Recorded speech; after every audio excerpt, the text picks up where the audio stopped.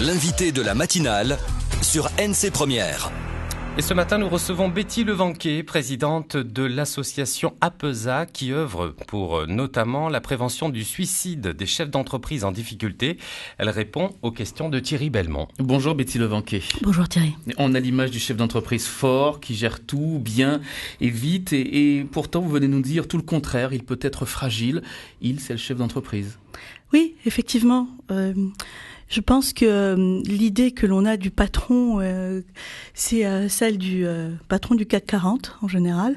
Les médias parlent toujours du harcèlement des salariés, mais le chef d'entreprise, on en parle très rarement. Or, c'est une vraie préoccupation, car quand les choses vont mal au niveau économique, le chef d'entreprise qui se retrouve en difficulté est souvent confronté à la solitude et tout doucement, c'est la descente aux enfers. Et pour l'instant, personne ne l'écoute. Donc depuis 2013 en France, grâce à messieurs Bigny et Douillard, il y a un dispositif pour ça.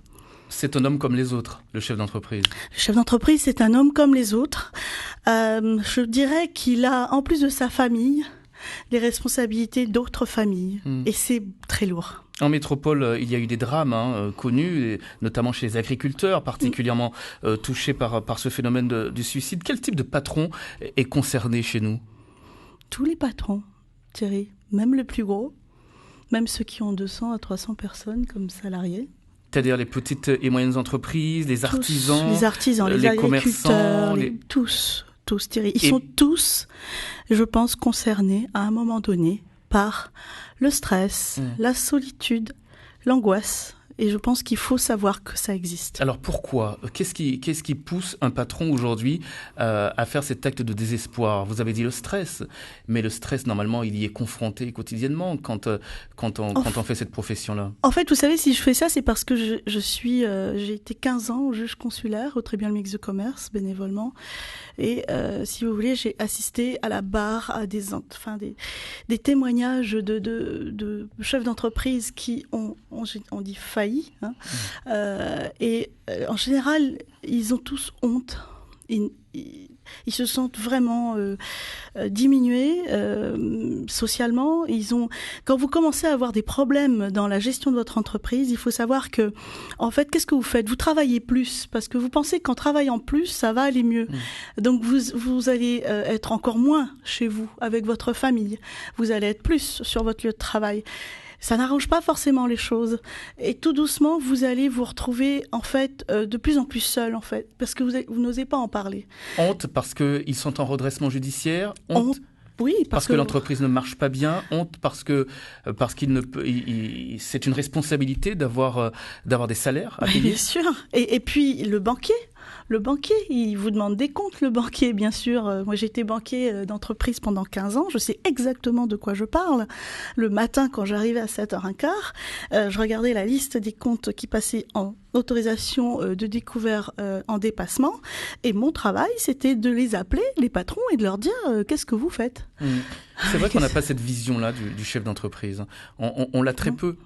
Et non, c'est exactement ce que je veux faire en essayant enfin pas en essayant parce que ça y est, la semaine prochaine ce sera fait, l'installation du dispositif APESA NC le mardi 14 mars.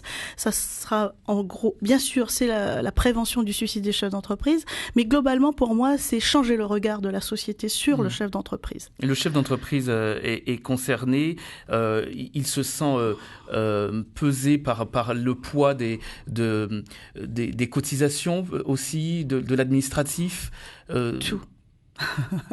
Tout. Il y a une accumulation de tout qui fait qu'il va peut-être, parce que à ce moment-là, il va se sentir très seul. Il va passer à l'acte fatal, quoi. La crise économique, c'est un facteur aggravant. C'est le facteur principal. Oui, je pense que la Nouvelle-Calédonie doit être prête. Oui, c'est-à-dire la Nouvelle-Calédonie doit être prête. On traverse une crise qui... Je pense que depuis quelque temps, on a une situation économique qui s'aggrave. Et je pense que ce sera bien que nous ayons ce dispositif en place. Et vous avez observé aujourd'hui des chefs d'entreprise en détresse ? Il y en a plus que vous ne le pensez, Thierry. Il y en a plus que vous ne le pensez. Ça concerne, à votre avis, plus les femmes que les hommes ? Ou le contraire ? Je pense ça concerne plus les hommes, il me semble. Mais bon, ça c'est un avis je pense que, moi j'ai assisté à plus de détresse d'hommes en tout cas. Il n'y a pas de statistiques sur ce phénomène-là. Alors, en Nouvelle-Calédonie, je sais que en ce moment il y a il y a un chercheur, donc un psychiatre qui fait des recherches sur le suicide. Donc moi je ne vais pas vous parler de ces statistiques-là parce que ce n'est pas ce que je fais, si vous voulez, en installant ce dispositif APESA en Nouvelle-Calédonie, c'est donner l'opportunité aux chefs d'entreprise d'avoir un soutien, d'accord, avec APESA. Alors APESA, c'est quoi ? C'est former des sentinelles. Voilà. En fait, les sentinelles, qu'est-ce que c'est ? Ce sont les gens qui sont au contact quotidien du chef d'entreprise. Alors, c'est le banquier, l'huissier de justice, le greffier, l'avocat, le comptable. Donc, c'est celui qui est capable, en ayant un entretien avec le chef d'entreprise, de déceler des signaux d'alerte et après de déclencher une alerte. APESA pour aide psychologique aux entrepreneurs en souffrance aiguë. On se retrouve tout à l'heure. Merci.